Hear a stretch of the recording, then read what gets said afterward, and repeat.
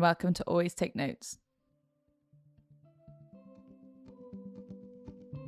If you're an aspiring author, you'll be excited to hear that this week's sponsors are Curtis Brown Creative, the renowned writing school affiliated to the major literary agency. Since launching in 2011, over 160 of their students have gone on to get major book deals, including best-selling authors Bonnie Garmus, Jane Harper, and Kate Hamer. CBC run a wide range of courses for writers at different stages of their creative journeys. If you have a complete first draft of a novel and want guidance as you embark on your rewrite, as well as crucial insights into the publishing process, then their best-selling Edit and Pitch Your Novel course is for you. This 6-week online course includes exclusive teaching videos from CBC's founder Anna Davis and the agents at top UK literary agencies Curtis Brown and C&W. Students also get the opportunity to receive individual feedback from one of CBC's expert fiction editors. Visit www.curtisbrowncreative.co.uk to find out more about all the courses they offer.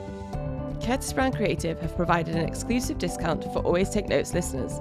You can use the code ATN20 for £20 off the full price of any 4 or 6 week online writing course.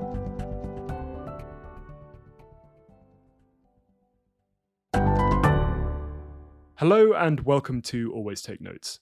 In this episode, Rachel and myself spoke with Perminder Mann, the CEO of Bonnier Books. We spoke with Perminder about getting into publishing from a non-traditional background, about working at Macmillan and Transworld before moving to Bonnier, and about the idea of author as brand. It's a great episode and we hope you enjoy it.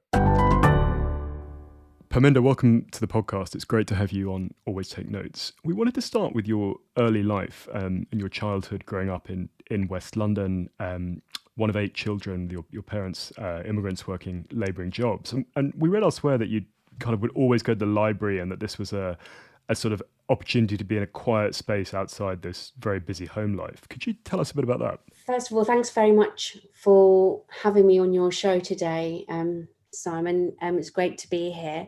And you're absolutely right. I was born in West London to a family of 8 children. I had 7, so there were 7 girls and 1 boy, and I was the eldest. And my parents were Punjabi, first generation immigrants, and we had quite a strict upbringing, and we lived in an Indian community. And we, as I said, money was quite scant. And we didn't have summer holidays. So I spent my long summers in my local library because it was the one place I was legitimately allowed to go out to visit. And I used to just love going to the library and getting my 10 books, that was the quota at the time, and just losing myself in different worlds, learning about other cultures, how other people lived. And it was my form of escapism. It allowed me to dream. So absolutely just loved my summers, lost in books. Of those tens of books, I read that C.S. Lewis was a particular favourite. Is that right? Absolutely. And I have shared this story with many people, actually. Like when I was younger, it's one of those things. I always go home and I'd sort of shut my door, and I'd every now and then, occasionally, just tempt fate and go in the back of my cupboard, and knock on the wall, and hoping that there was Narnia there, but it never was. So and then obviously watched the animation, and my children have been exposed to it as well. And I shared that story with my husband, actually, and he was so lovely. When we moved into our home most recently, we built an ensuite in our bedroom, and he put it behind a cupboard. Speaking of someone who also devoured C.S. Lewis as a child, I was wondering, were you conscious of the kind of religious overtones or undertones of those novels, which I certainly wasn't? No, at all. It was only when I was an adult when we had conversations around it, but I was completely oblivious to all of that. I was just lost in the stories and lost in the world. And you were the first member of your family to go to university. What was the kind of path to further study like, and what did you study? So in my household, because nobody had gone to university, and actually my parents had a limited education back in India, and having so many daughters, for them the priority was to get us married. So they sort of set the stalls out quite early on when we were young and said, get yourself an education, if you want to. It was never forced on us. But as soon as you stop, you'll well, we're going to get you married. And that was what was my motivation, like the motivation behind actually pursuing a further education. I was quite mathematically able at school, but we never had careers advisors. So when my teachers were sort of encouraging me to go down that path, all I knew and understood was this was going to, I thought, only would lead me to a career of being an accountant. And I actually, because I loved being in the school plays, I took part in a BBC documentary when I was about 11 years old.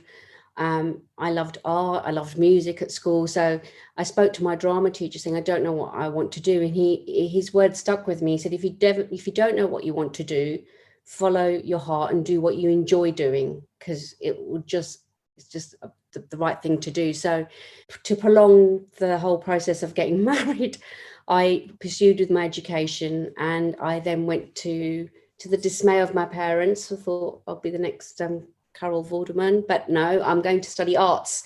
So I went and studied theatre and media at De Montfort University, hoping to land a career at some point in the theatre or TV or film, which was my aspirations as a child. And could you tell us about your early steps into the workplace after your degree? Is it right that you'd applied for an internship at Channel 4, but then the internships were unpaid, so that wasn't a way forward that was viable for you? Absolutely correct. So although I managed to get myself to university, it was challenging financially. I just wanted to spread my wings. I wanted freedom. I wanted to get out of the house. So I went, and I'd do anything to sort of get out. And so I pursued a degree, but it came at a price. I was juggling 2 or 3 jobs while I was at university. I loved every moment of it. I didn't think of anything of it at the time. I watched my parents both juggling 2 jobs at a time, sometimes 3. So it was just how you did things. It's what you put in is what you got out. And so it was normal to me. But when I came back home after university, I was drowning in debt. So when I did have this opportunity to do this internship, I simply couldn't afford to do it at that moment in time. And naively, I thought, I know what I'll do. I'll go and get a job. I will save up for a year, clear some of that debt, and get some money in the bank, and I'll come back. But once I started working, and you get used to the, at the time, weekly wage packet, and then you start thinking, right, I'd like to learn to drive, because that means I can get a car that will give me my independence. And then the next thing you know, I'd been there 2 years. And it was really hard to let that money go once you start earning it and sort of go and work for free somewhere. So it didn't happen. So I never did pursue that. So I was working in a courier company, and then they moved me into the accounts department and said, right, we'll pay for your accounts training. You're really good with numbers. You're really quick, and you're good grasp of them. And it's when they said that to me, I almost had visions of my father suddenly going, accountancy. And I went, oh my God, I need to sort of get out of here. But I was so confused about what to do next. So then I for the first time, actually, went to see a careers advisor, and said to them, I don't know what I want to do with myself. Where do I go? And they advised me to try my hand at sales. Said your theatrical skills will come in handy. I like meeting people. I'm a bit of an extrovert. So I then started interviewing for various sales jobs, but very quickly got disheartened because it was jobs for selling like double glazing, magazine space selling. And I was like, oh my God. And I was getting quite like dispirited. And then the recruitment consultant said to me, oh, look, there's a sales job come up at Macmillan Publishing. And I went, publishing? And she said, just before we rethink this, go for this interview. And I'll never forget that day. I walked into the offices of Macmillan Publishing. They were in Victoria at the time, on Eccleston Street. And I walked through the double doors, and I saw all of these books everywhere. And I was like a child in a sweet shop. I couldn't believe where I was. And I said, I can actually have a career selling books. Like, I am so going to land this job. And I sold myself to the sales director at the time, and landed the job, and found my vocation, and haven't looked back since. It's funny, when we interviewed Johnny Galler, he also had aspirations for the stage, and he said the same thing of sort of theatrical sensibility is very helpful when you're trying to sell or promote things. Have you found that that's true, that your kind of interest in drama and performance has helped in terms of selling books? 100%, because I like to call myself, all through my career, I've been a bit of a chameleon. I'd like to say, like, you know, I adjust, look at the person on the other side of the table and try and understand them, get inside their head. What do they want? What are they looking for? Who are they? And then adjust accordingly. So I connect with them. So I think it really did help in my sales job. And because, you know, the best deals are when both parties win. So I've always been sort of trying to get a fair outcomes for both. And it has been incredibly helpful doing that, getting inside characters, getting inside people's heads. It's just been, I think, very, very useful indeed. Coming back to this kind of first job you had at Macmillan, I saw in another interview that you've advised that people who are interested in publishing should not look exclusively for editorial roles, but also look at sales jobs, look at marketing and stuff like that. Could you unpack that idea a little bit? Sure. I mean, I do a lot of talks in schools now, because on our whole industry, I mean, most industries now are addressing the inclusion and representation piece. And one of the things, I think, the myths about this industry, people tend to think about editorial jobs, but actually I talk about publishing as a business.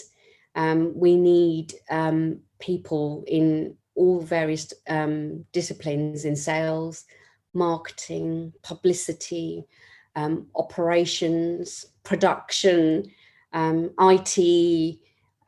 So there's so many routes into publishing, and actually treating, there's so many different roles in the value chain as well, and they all contribute to the creation of a book and have an impact at different stages.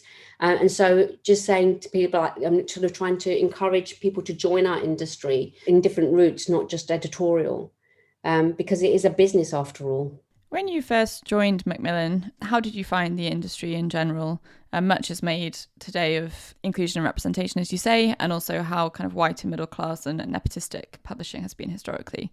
Did you find it to be that way when you first joined? Yes, it was. And I haven't, I mean, only recently I've sort of opened up and started talking about my journey, because I pretty much, and I'm glad I did, pretty much put the blinkers on and just got on with my career. And I think it helped being in sales. But I mean, I talked about the joy of landing the job. And then shortly, a few weeks into the role, and I started, because I didn't know anything about publishing. So my boss at the time kindly organized sort of like an introduction to publishing, sort of learning from going into various different departments.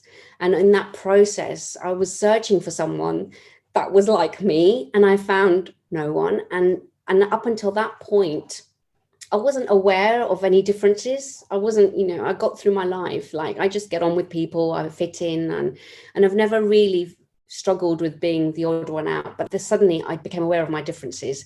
I became aware of the way I spoke. And I was like, oh my God, like I thought I had a good command of the English language, until and these are the things no one said anything to me. These were the things I was telling myself. So immediately I panicked. I enrolled for elocution lessons. I enrolled for doing grammar classes in the evening. I just developed this imposter syndrome that I didn't belong there, because I just wasn't connecting with anyone. I didn't have the social equity to integrate immediately. So I started doing that. But luckily for me, because of the role that I was in sales, I was outward facing. So my day-to-day contacts were with retail buyers and people that weren't really sort of in London centric, sort of the editorial teams and et cetera, the people in the business. So I spent a lot of time out of the office. And actually, because I was sales driven, I was just focused on doing my job, and I was learning the industry, that I quickly forgot about my insecurities and just got on with the job and managed to circumvent all of that. And I honestly, upon reflection, when we have these conversations now and I look back, I don't think I would have made it where I have if I didn't have the career path that I did, which was pretty much sort of on the outskirts of core publishing and got to this role where I have today. And actually, I think a lot of people, there was a lot of nepotism. There was a lot of who can afford an unpaid internship. It's people who are sort of like family members, people who are well off, people who are living at home. I mean, it was a very closed industry. And all of these things we are now addressing. I'm really happy that we're all addressing it. We're making great headway now. But in those days, it was quite a closed shop. Quite lucky I got in when I did, actually. And after a while, I felt quite... For a lot of people that was trying to get in and never did, I felt guilty for a while because I sort of landed accidentally in publishing, felt I took someone's opportunity, something they'd always dreamed of doing. So sort of carried that around with me for a while too. Could you talk us through your other jobs pre-Bonnier, so working at Transworld and then working at these independents at Hinkler, and I'm going to, I think, mangle the pronunciation here, but is it Fidal Publishing? Yeah. So I sort of, again, lost myself in my job, just focused on doing a great job, focused on learning everything about the industry, just sort of got my head down. And very quickly, I think it's built in me. I'm quite like, once I set myself on a goal, I deliver it quite quickly. And when I realized my boss, I wanted to step up and there was no room to move, I then moved on to Transworld Publishing. And again, they were set up, they're based in London, but then the outskirts of London. They were in Ealing at the time. Lovely sort of family, community feeling there. And I settled in quite neatly in there. And I loved working there with a brilliant culture. This is before they sort of were part of Random House, became this big corporate. And then in my third year, Bertelsmann, who owned Transworld, then acquired Random House. And I was doing special sales at the time. I was a big fish in a small pond, the only person doing what I did. And when the merger started happening and they were merging my department, I suddenly, I don't think I couldn't fit into a corporate setting. I'm a bit of an entrepreneur. And Hinkler Books was a client of Random House Children's Books, and I inherited them. And after my first meeting with them, the owner at the time, Stephen Unger, said he wanted to set up a UK office. And at the time, in parallel to that, I just met my now husband partner at the time. And so the whole, I say, threat of getting married for my parents had disappeared. And he actually then started saying to me, encouraged me to have a career, start thinking about career, be ambitious. So I started doing an MBA in my own time to get some business skills. And so when this opportunity came along from Hinkler, would you set up a UK office for me, a sales office, a distribution office? I jumped at the chance. And what followed was a steep learning curve, 3 very challenging years, but it made me the person I am today. Sort of leaving the comfort of a big corporate, setting up your own office, no IT around you, having a warehouse, setting up a server. I mean, like, it was challenging in every way. And at the same time, I was doing my MBA. But after 3 years of burning the candle at both ends, I graduated with my MBA. I had set this office up. We were trading successfully, but I decided to take a break. At the time, I thought it was a break and have a baby because I'd got married as well. Just to throw that into the mix too. And I thought that was having a break because I thought, I'm going to have maternity leave. That would be a break. Oh, little did I know how exhausting it is to be a mum. But after that, I decided I didn't want to go back and do that job. It was just too consuming. So then I got approached by another children's publisher, Fidal. They were based in Canada, and said they'd like me to do the same thing, but it was a much less aggressive ambitions. And I couldn't really afford to go and have childcare and come back into London and go back into trade publishing. So I knew I wanted a second child. I wanted lots of children. I'm a family of 8. So I took that role and worked from home. And then when I had my daughter, I decided it was time to go back into a team because I was lonely. And I just thrive off working with people. So I felt a little bit like I was disconnected with trade publishing at the time. And I had met this in my paths of doing this role. I'd come across a toy company and they had offered me a job. So I went back to them and said, is that job still available? And I joined the toy company and worked in their Books Plus division for 3.5 years. Really enjoyed that job. It was a completely new world. Even though it's Books Plus, I was exposed to toys. I learned about licensing. I set up an international sales division for them. And then, but my children were growing, and I think my son was 4 years old, because I was traveling to Hong Kong. He started saying to me, "Mum, I don't want you to go," and was crying. It was like New Year's Day, I think it was after Christmas. I would pack my suitcase and go, and I realized at the time, like, I'd become quite selfish, but had spent these 5 years being on my own, so I was just lapping everything up. I decided something had to change, so I went to my owner and said, "Can I have flexible working whilst I'm working?" And when it was rejected, I knew something had to change, and that's when I thought, okay, I'd like to get back into publishing. And I saw this job ad for Bonnier Books. Didn't know Bonnier Publishing. I didn't know who they were. I'd never heard of them, but the job was a sales manager, being able to work from home 2 days a week. That's why I went for it, to have a work-life balance. And I applied for the job, and that was 13 years ago. Here I am.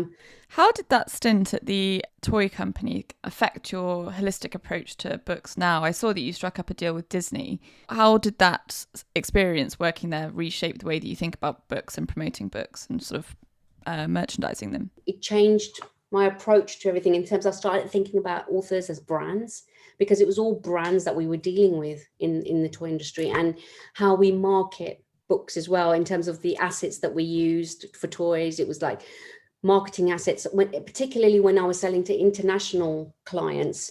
It wasn't just the product, it was a package. And it started having a more holistic approach to books as well, particularly in the children's space, where we do things in series.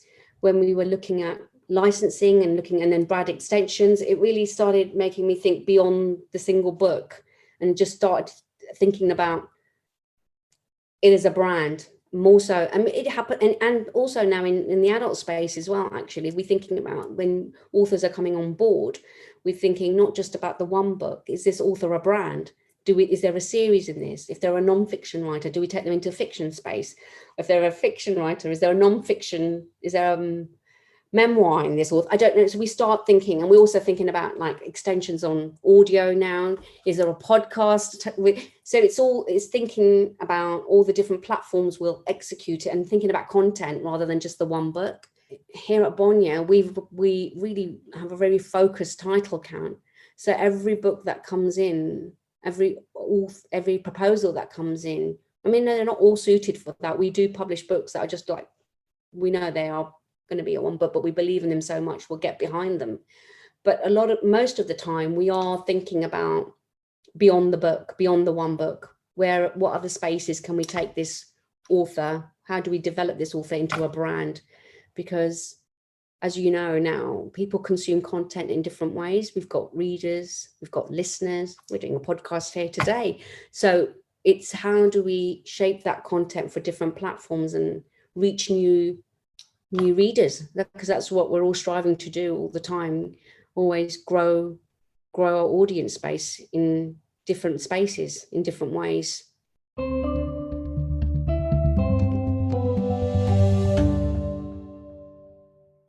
Hello everyone, I'm briefly interrupting this interview with Perminder Mann to let you know that Always Take Notes will be doing a live recording at Wimbledon Book Festival on Friday the 23rd of September at 6 p.m. Tickets are £15. We'll be in the William Morris tent, and we'll be interviewing Kit DeWall, the author of My Name is Leon and Without Warning and Only Sometimes. So do get tickets and come along. It'd be fantastic to meet as many of you as possible.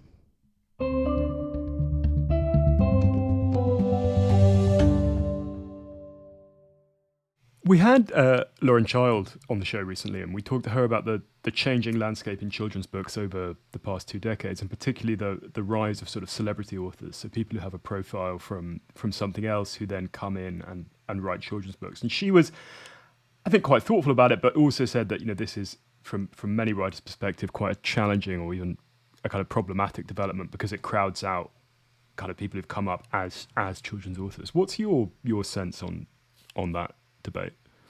I think there's not one size fits all, and there's spaces for everyone, and making sure there is a space for everyone. I think it's really important to nurture and develop new writers, their careers, and give them the support to have successful writing careers. And when you have that strategy, it is a long-term strategy. It's a build over years, and you have to commit and get behind them. And then for commerciality reasons as well, sometimes we take on writers that are celebrities that have a story to tell that is actually, again, going back to the whole brand conversation, it's a brand extension of who they are. And if having them on board, and they have a huge following in terms of like children know who they are, love them, are engaged with them, and if it means that if they publish a book gets a child reading, I'm very happy to do that, because anything to get children reading, and if it takes a credible celebrity to do that, then let's do that. But then let's get them not just a one book reader, but making sure that they're developing a habit of reading, and then on the back of that introduce them to other writers and other books that they'll enjoy. I think if it's an entry point, then that's absolutely fine. But again, we don't have like this one single strand strategy. We have different imprints within our children's division, for instance, and even within those, we have a real blend of like different types of writers within them. So I think every proposal, every book is unique to that book. So it has to have its own unique publishing strategy, marketing strategy, publicity strategy, whatever, depending on who the reader is. Every reader is different. How do we reach them? So it's a bespoke package for every book. You've mentioned the various imprints that fall under the Bonnier Books banner, and you mentioned also as well that when you sort of first saw the job advert that you didn't really know that much about the company. For any listeners who are also not familiar, could you give us a kind of brief history of the company, the different sort of imprints it works with, and I guess a just sort of potted summary of what Bonnier is about? Well, Bonnier, our parent company, Bonnier, has been around for over 200 years now. So it's quite an old company, really well established in Scandinavian countries. We're quite big in Germany. I think we're tracking up like number 2, number 1, depending on what day of the week it is against BRH. So a huge European company.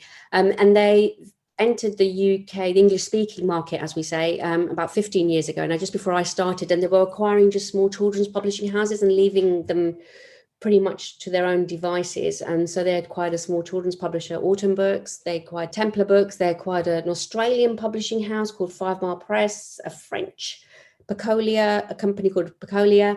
And so when I joined, my predecessor, the CEO at the time, his remit was to bring those companies together and start operating as a group and find synergies. So that was sort of my early role was, even though I did sales development, I was a sales manager, I only did that for 5 months when he realized he asked me actually, why, you know a lot more than you said at the interview, why are you doing this job? And I went, because I want to work from home 2 days a week to be with my children. That's why I took this job. And he was like, I would like you to take on the role of business development director. And I said, as long as I can still work from home 2 days a week. And he said, that's fine. So having that flexibility allowed me to thrive. So then we set up sort of on a mission to sort of bring those companies together. And then we identified a gap in our portfolio for young adults. So we started Hotkey Books. That was a startup. We acquired Piccadilly Press, which was another children's fiction imprint, and then consolidated our children's business. And then said that actually we need to go into the adult space. That was our next area of investment. We couldn't find a company to acquire. And I had at the time met a mutual friend, Rio Ferdinand's agent, who was looking for a home for him because he was his 10 years at Manchester United. He wanted to do a testimonial book. And because of the short lead time, they'd left it so late. There was no publisher who sort of wanted to do it because it was just a big coffee table book and it was like March and he wanted it for August. And I sort of, I said, we can do it. And we didn't even have an adult like publishing arm at this point, but I knew we had people in the business who had worked in those spaces. So we just across the business all got together and just said, let's give it a go. And we just sort of challenged everything that like all the publishing models that were out there at the time and said, we produced this huge coffee table book. Killed us, we wouldn't do it again, but we did it in 3 months. And we just challenge ourselves even more, we put we had this new technology we had stumbled across, which was an app which when we could put video content within the app that was triggered within QR codes in the book. So we were like, well, let's experiment with this. Why wouldn't we? But we did it. And that sort of gave birth to Blink. So we thought like we can do this ourselves. So then I set up about recruiting people to join us. So we had this startup, Blink Publishing. And then we had Zaffa, which was a startup as well, with Mark Smith brought that proposal to us. And so within a few years, very quickly, we suddenly became this big publishing house, trade publishing house. And we also acquired a mass market publisher called Igloo Books. So we were very busy in a very short space of time. We like grew from pretty much nobody knew who Bonnier Publishing was in the UK to now we're one of the 7th largest publishers in the country. So yeah, it was quite a roller coaster journey. So we are now a fully fledged trade publisher. So now as the company sits, we have 2 divisions. We have the mass market publishing division, Igloo Books, which is sat in Northampton, who are the publishers of Disney. And their business model is very different from the London-based business, which is the trade business, where we have the children's trade division, which is the companies that started off with, but plus the adult division, which is as it currently stands, we have Zaffa and Blink, which is the non-fiction and the fiction arm. But I'm in the process of setting up a new division now. As of next month, there'll be a new trade division where which will culminate the company we bought last year, Black and White Publishing in Edinburgh. We had a music imprint 98, which was a startup with Pete Selby. We've brought a brilliant publisher on board from an indie called Scribe. Her name's Sarah Braybrook, who's setting up a serious narrative nonfiction imprint. We've got a new office in Dublin, which is all about local publishing again.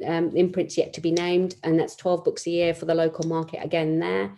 And Tim Whiting is joining us from Hachette next month to run this division and build on that.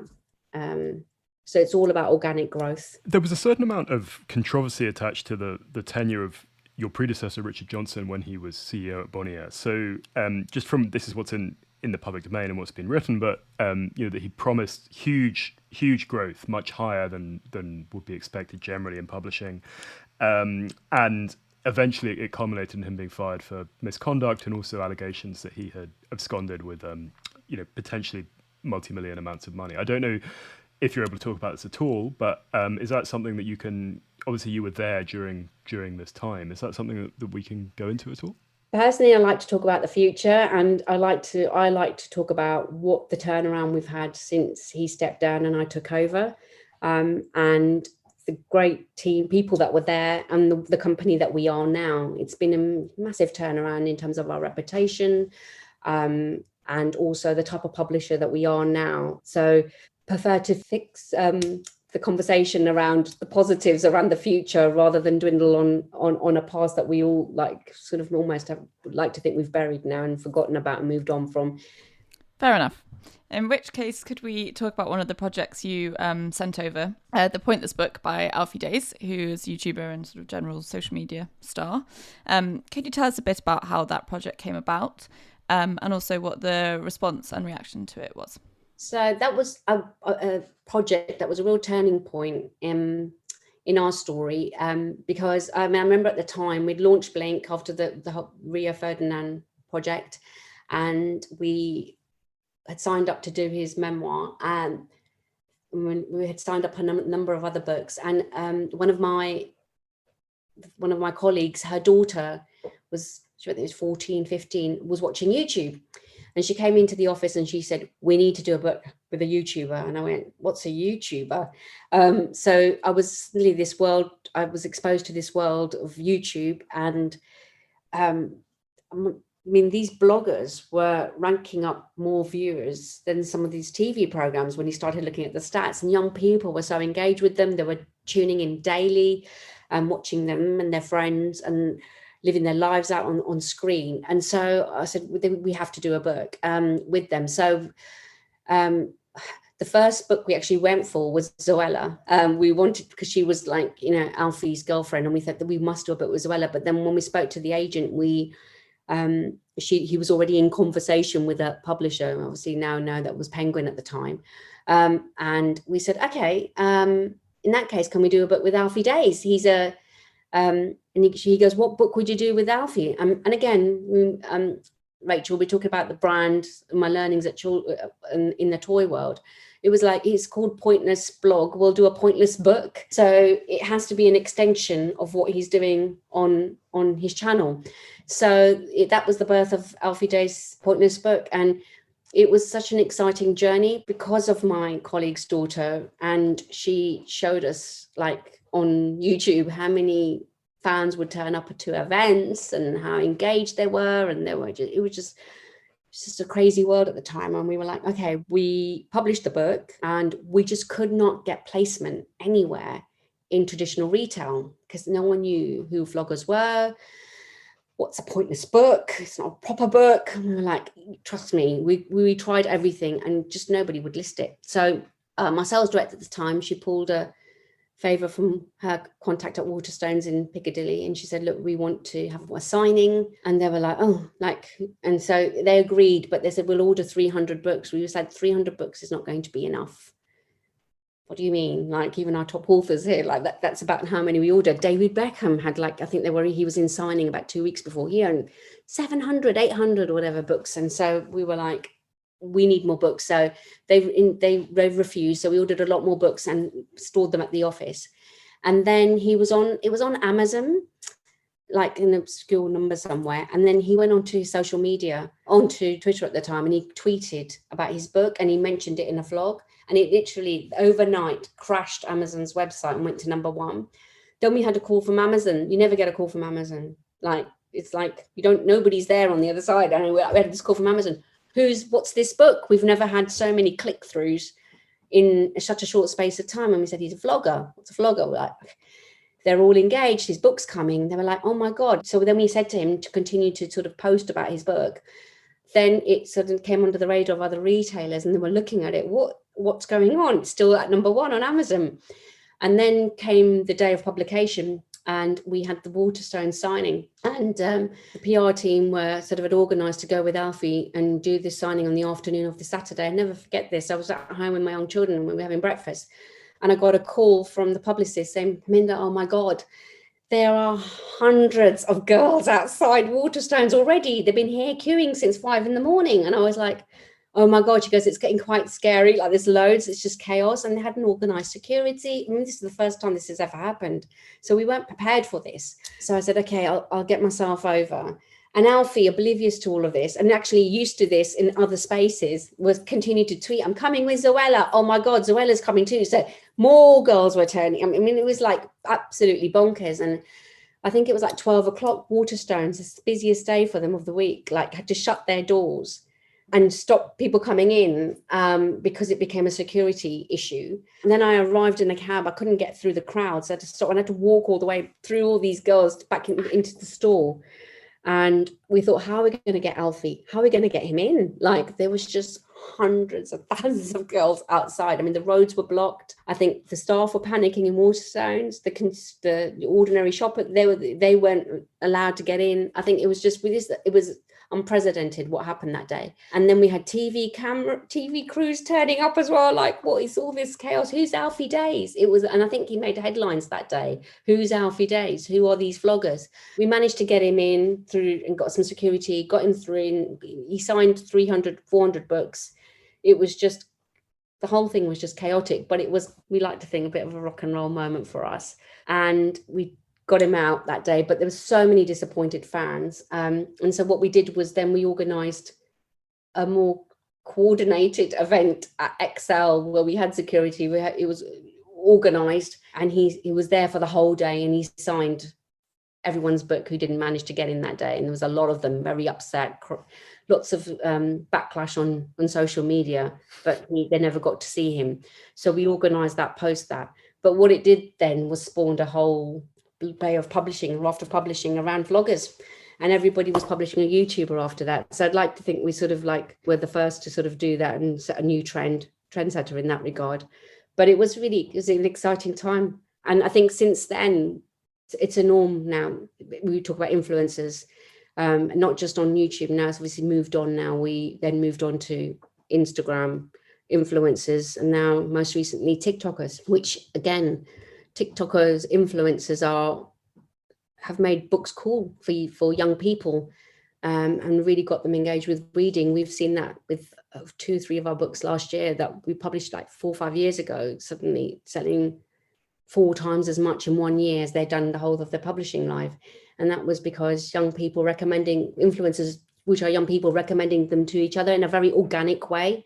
It's wonderful. It's wonderful to watch.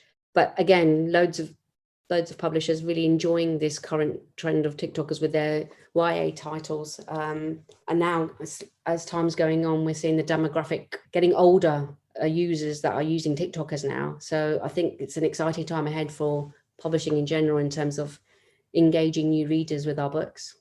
Thank you for telling that fascinating story of when Waterstones got overwhelmed. I was wondering, just for some of our listeners who might not be familiar with it, if you could just unpack some of the publishing terminology you'd use, particularly the difference between trade and mass market, and then also what placement means. So I don't think we're all in agreement what trade and mass market, what defines that. We're always challenging ourselves. I suppose where in the seat that I'm sat in, I see mass market more when we talk about Igloo as value publishing. So they're not traditional book outlets.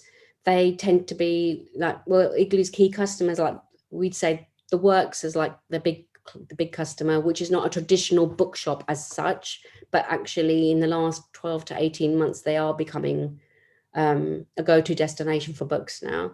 But they were not at the time. And places like Lidl, Aldi, Wilkinson's, making in stationery shops, in stationery aisles, in supermarkets. So books for good value. And then mass market, again, it's in the trade, in our trade business, we do sell into mass market, which is seen as supermarkets. It's where books are sold in volume. And then traditional, we call the traditional outlets to be high street, like your Waterstones, your independent bookshops, and then online, which is your Amazons of this world. So, and placements is like we're getting placements when you refer to retail is getting the slots, because they have in every book retailer has limited slots, what they allocate them to. So it's like getting a book placed is getting a place, getting a slot in whichever retailer you're talking about. Mostly referred to when we're talking about supers, because they have limited slots for books, and we're all competing for those every year. It's a rule of the show that we always ask guests about money. And when we've had other chief executives and publishers on the show, we often ask them about royalties and the royalty model. And lots of authors feel that there is a sort of undue balance between publishers making a profit and their advances or their royalties. What do you make of that argument? There is, again, we talked about earlier about when we're talking about publishing and the creative execution of each book, there's not one size fits all when we talk about the commercials around each author. And it depends, every author is different, and we have to look at each one in isolation. But what I can say is when we're talking about, there are different models now within publishing, with like we have a digital models where we don't have any advances and they have a larger royalty share. But when it comes to advanced levels, again, whether your advanced level is small or huge, depending on where you are in your career, you eventually, if your book is successful, you'll earn the money in royalties. It just means you'll get it later rather than sooner. All advanced means is that you're sort of banking that money now, and you can command that depending on if you're a very well-established author with many bestsellers under your belt. You can negotiate a bigger advance for yourself, but it doesn't mean a new debut author will not earn big money depending on the success of their book, because if their advance is small to start out with, we prefer to make a sensible decision about what advance we pay, because it comes into the question of like how much then do we have to spend on marketing campaigns, PR campaigns, because and production, like getting those production values right, because I think the more money we have to get the book out there and get it into as many readers' hands as we can, eventually the author will get that money back in royalties anyway. So I think it's quite equitable how we split the revenue in terms of the spoils that we all receive from our books. But it's quite a topical conversation. But I think, again, if you're a new author or an author's trying to build, yes, you need to negotiate a decent advance for yourself, but it should be about the package. What is my marketing campaign? What's my publicity campaign? What goes beyond publication date? What are you doing, depending on the book, like for the longevity, like what's happening in 6 months? What will you be doing in 12 months? Because ultimately, the more books we sell, the more royalty they're going to earn. So you can't just look at advance in its isolation. I think it's about the whole package. Thanks for talking thoughtfully about that. Just following from Rachel's question, another, particularly when we've had published on the show, a particular question we've asked is, with the business itself, what fraction of your revenue is used for paying writers? Is that something that you can give an indication on? It's not something we share externally. As I said, from my sales background as well, you learn if you want people to continue to work with you, you want to be their publisher, it's got to be an equitable split. It's like it's got to be fair. And I think I'd like at Bonnier Books UK, I certainly speak for ourselves. I think it's a very fair share of what we earn.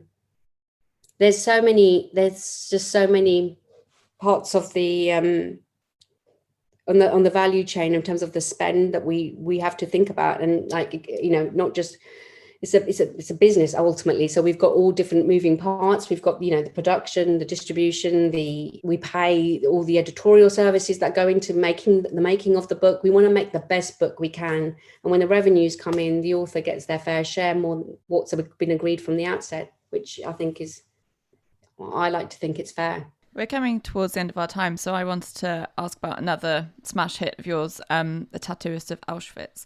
How much of a turning point was that for Bonnier? It was very timely when The Tattooist came along. So it's when I just took over as CEO, and we were going through a transformation period of, again, looking at who we are, the journey we've been on, where do we want to go? And as part of that exercise, stabilizing the business, I'm really focusing on becoming like this publisher based in London, and all our world English speaking publishing would come out from here. So while we were looking at all the operational efficiencies and working behind the scenes, at the front of stage, this book that we had acquired, a brilliant editor that we had in our Australian team, Echo Publishing, had found Heather Morris, the author, and worked with her on this incredible story. We decided to bring it over here because they didn't have a rights team, and the London team said, we'll sell it around the world for you, we'll operate for you. And look, I'll be frankly honest, at the time we thought it was a brilliant story.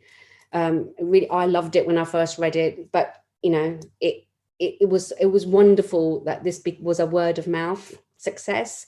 And it was when it was published, the reviews it got, it started snowballing, and then we brought the author over, and then suddenly, it was to date, I believe she sold 15 million copies worldwide.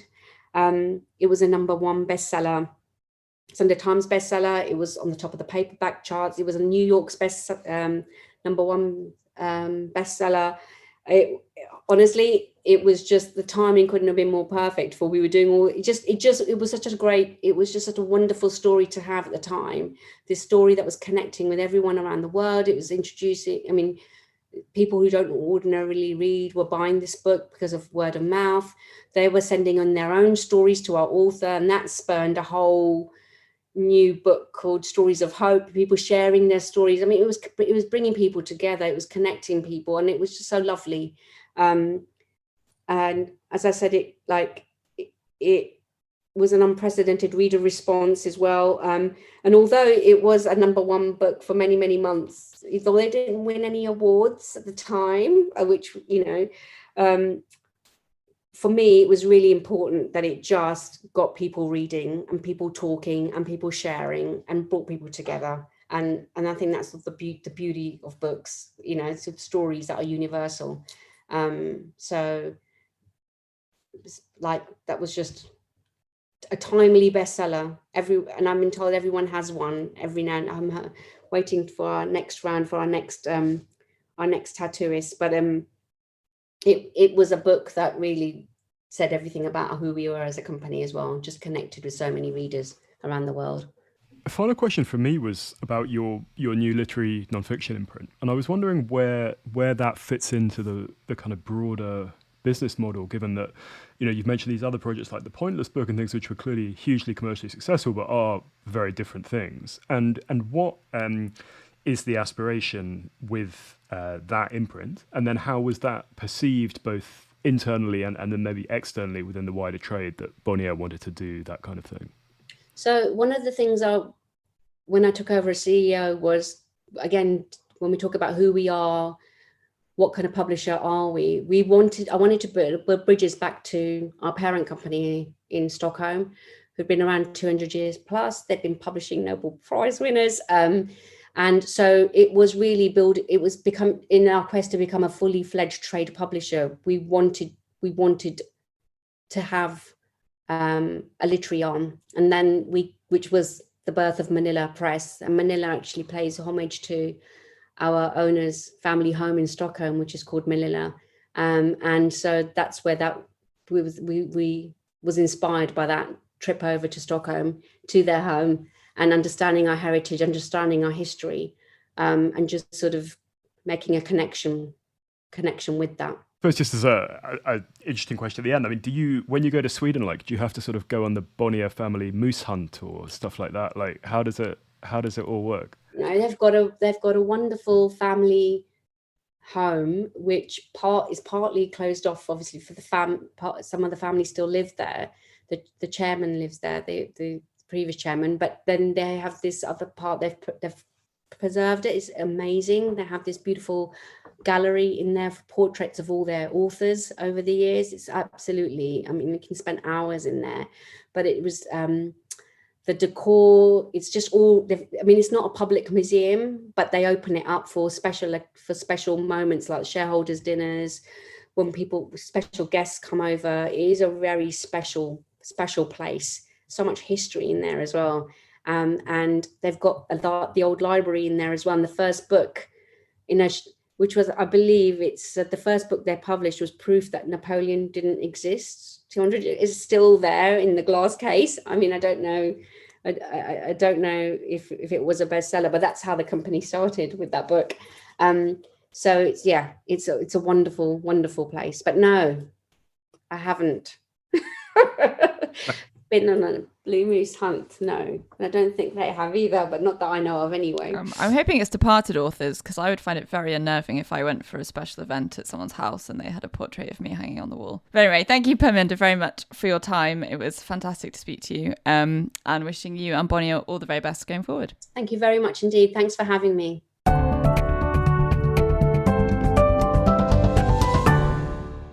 That was the Always Take Notes interview with Perminder Mann. She's on Twitter at Perminder14, on Instagram at Perminder_Mann, and Bonnier Books' website is bonnierbooks.co.uk. We wanted to draw your attention to our crowdfunding page on Patreon. If you've been enjoying Always Take Notes, please do consider supporting us there. It helps us to keep the podcast going. If you support us on Patreon, you can get a great selection of rewards, including a shout out on the show and a selection of successful magazine pictures. If you pledge $10 a month, you also get a free 2-month trial to Otter, worth $26, alongside the other rewards. Otter offers automated transcription and live note-taking for in-person and virtual meetings. I found it to be a huge help when organising interview material. Thanks again for supporting Always Take Notes. Hello, it's us again. Rachel, what was your takeaway from the interview with Perminder? I enjoyed speaking to Perminder, and I thought it was great to have someone on the show who had risen to the top of publishing, but not via that editorial assistant, editor sort of pathway. And it was interesting as well that she had sort of taken time away from the industry and worked in toys. And then when she came back, what knowledge and sort of expertise she brought with her from merchandising, and how that sort of informs her ideas about the idea of authors as brands and how she packages books more holistically now. What about you? I really love having publishing executives on, because it's such a kind of crucial part of the business, and I think a lot of writers don't know about it. So I thought, both her path and her discussions on the industry were fascinating. I particularly enjoyed hearing about the kind of mob at the launch of Alfie from Pointless's book, which was an excellent point. And it's not from Pointless. Pointless is that game show, Simon. Sorry. It's called the Pointless Blog, I think. But yeah, I stand corrected. But I thought that was a kind of fascinating piece of recent publishing history. And again, I just think an impressive lady to have kind of got to where she is, and an excellent addition to have on the show. Rachel, what have you been up to otherwise? Well, I apologise to everyone for my awful summer cold, which is not something I've been up to, but I feel like I have to acknowledge it. I have been working on some pieces for The World Ahead, which is an annual publication by The Economist, which, as the name suggests, looks ahead to the year that's coming. So I've been summing up some of the films and museum openings and shows and things for people to look forward to. So that will come out towards the end of this year. How about you, Simon? I've been trying to clear my deck because I'm going to Korea for a couple of weeks in a couple of days' time to go and visit my girlfriend's family, which I'm looking forward to. I've not been there before. And yeah, otherwise with magazine work really, so fairly normal but busy. Anyway, this has been Always Take Notes, hosted by me, Simon Akam. And me, Rachel Lloyd. Our producer and social media editor is Artemis Irvin. Our score is by Jess Danheiser, and our graphic design is by James Edgar. If you'd like to follow us on social media, we're on Twitter at Take Notes Always, on Instagram at Always Take Notes. If you'd like to support us via our crowdfunding page on Patreon, we're on there under Always Take Notes. And if you'd like to leave a review on iTunes or get in touch with us via our website, please do. Many thanks. Goodbye.